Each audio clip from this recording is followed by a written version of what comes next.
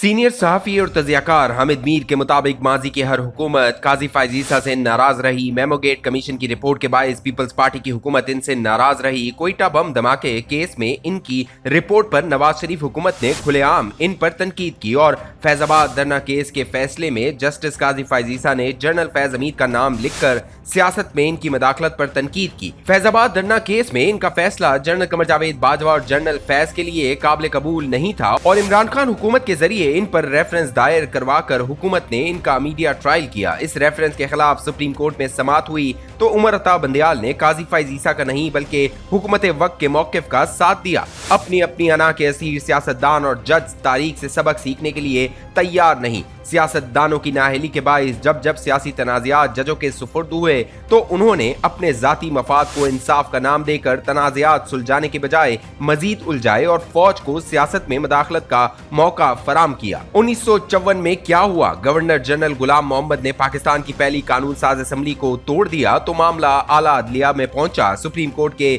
Chief justice Mohammad Munir ने फौरी तौर पर नजरिए जरूरत इजाद किया और असेंबली तोड़ने के इकदाम को जायज करार दे डाला। इनके साथी जज AR कार्लेस ने असेंबली तोड़ने के इकदाम को मुस्तरद कर दिया और इख्तलाफी नोट लिखा। जस्टिस मुनीर के नजरिए जरूरत ने जनरल अयूब खान को मार्शल लॉ का रास्ता दिखाया और मौसूफ ने 1958 में पाकिस्तान का पहला आईन पामाल करके मार्शल लॉ नाफिज कर दिया और 200 केस में जस्टिस मुनीर ने एक दफा फिर नजरिए जरूरत को बुनियाद बनाकर मार्शल लॉ को भी जायज करार दे दिया। जस्टिस AR कार्लेस ने एक और इख्तलाफी नोट लिखा और कहा कि मार्शल लॉ भी शहरियों के बुनियादी हुकूक को मुअत्तल नहीं कर सकता। 200 का ताल्लुक बलूचिस्तान के इलाके लोडरलई से था। इसे एक मकामी जरगे ने FCR के तहत सजा दी थी लेकिन 200 ने अदालत में मौक़िफ़ इख्तियार किया कि इस पर FCR के बजाय 1956 के आइन के तहत मुकदमा चलाया जाए, लेकिन जस्टिस मुनीर ने करार दिया था कि मार्शल लॉ नाफिज होने के बाद आइन मुअत्तल हो चुका है। रिटायरमेंट के बाद जस्टिस मुनीर को जनरल अयूब खान ने वफाकी वजीर कानून बना लिया। फिर अयूब खान ने पाकिस्तान पर 1962 का सदारती आइन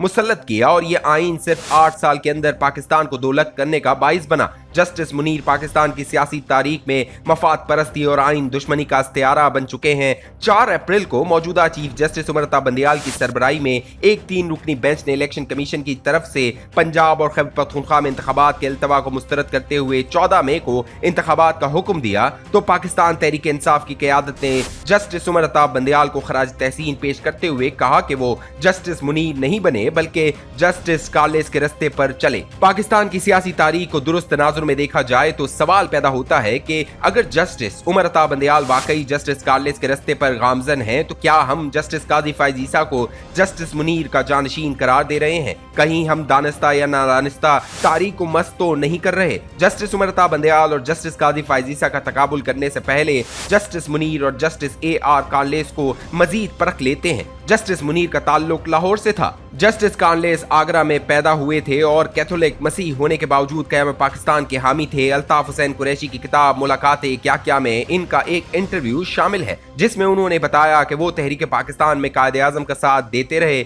और 23 मार्च 1940 की करारदादों की तश्कील में उन्होंने बानी पाकिस्तान की मुआवनत की। कायदे आज़म ने एक हिंदू जोगिंदर नाथ मंडल को पाकिस्तान का पहला वजीर कानून और जस्टिस कार्लेस को पहला सेक्रेटरी कानून बनाया और ये कायदे आज़म से कुर्बत का नतीजा था कि जस्टिस कार्लेस ने जस्टिस मुनीर के नजरिए जरूरत से बार बार इख्तलाफ किया। अफसोस कि जस्टिस मुनीर की तरह जस्टिस कार्लेस भी एक फौजी डिक्टेटर जनरल याह्या खान के वजीर कानून बन गए थे, लेकिन आइन व कानून के लिए इनकी खिदमात को देखें तो जस्टिस कार्लेस का मकाम बहुत बुलंद है। अब जरा ईमानदारी से फैसला करें कि जस्टिस कार्लेस के रस्ते पर उमर अता बंदयाल चल रहे हैं या काजी फायज ईसा। काजी फायज ईसा के वालिद काजी ईसा भी कायदे आज़म के करीबी साथी थे। माजी की हर हुकूमत काजी फायज ईसा से नाराज रही। मेमोगेट कमीशन की रिपोर्ट के बायस पीपल्स पार्टी की हुकूमत इनसे नाराज रही। कोयटा बम धमाके केस में इनकी रिपोर्ट पर नवाज शरीफ हुकूमत ने खुलेआम इन पर तनकीद की और फैजाबाद धरना केस के फैसले में जस्टिस काजी फायज ईसा ने जनरल फैज हमीद का नाम लिखकर सियासत में इनकी मदाखलत पर तनकीद की। फैजाबाद धरना केस में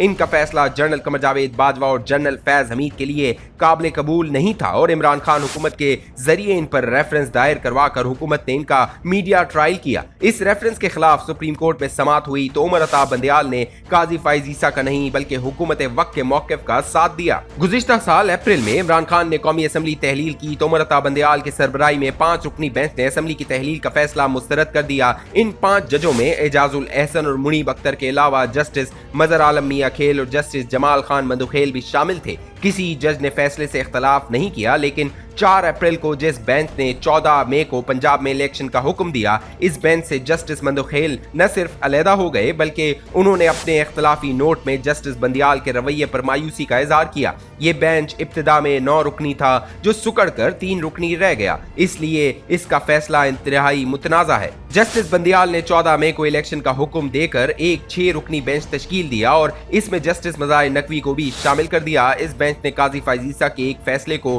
गैर मौसर कर दिया। मज़ाहिर नकवी के खिलाफ कई साल से करप्शन के इल्जामात लग रहे हैं। कुछ साल पहले भी इनके खिलाफ एक रेफरेंस दायर हुआ था जिसकी समाअत न हुई। मज़ाहिर नकवी की पहचान ये है कि उन्होंने अल्ताफ हुसैन की तकरीर और बयानात पर पाबंदी लगाई। उन्होंने जनरल परवेज मुशर्रफ के खिलाफ जस्टिस वकार सेठ के फैसले को गैर मौसर किया। जस्टिस बंदियाल एक ऐसे मुतनाज़ा जज की पुश्तबनाई कर रहे हैं जिसने एक फौजी डिक्टेटर को रिलीफ दिया। क्या जस्टिस बंदियाल को जस्टिस कार्लेस का जानशीन करार देना इंसाफ है? जहां तक आइन की बालादस्ती का मामला है तो पंजाब और खैबर पख्तूनख्वा में असम्बलियों की तहलील के बाद 90 दिन में इलेक्शन जरूर होने चाहिए और इस मामले पर अगर फुल कोर्ट बन जाता तो वो भी 90 दिन में इलेक्शन की हिमायत करता। लेकिन बंदियाल साहब अपने कुछ साथी जजों के साथ बैठने के लिए तैयार नहीं। जिस तरह इमरान खान और नवाज शरीफ एक दूसरे से बात करने के लिए तैयार नहीं, इसी तरह बंदियाल और काजी फाइज ईसा एक दूसरे के साथ बैठने के लिए तैयार नहीं। सियासतदान और जज एक दूसरे के रंग में रंगे जा रहे हैं, इसलिए आज के जजों में से जबरदस्ती किसी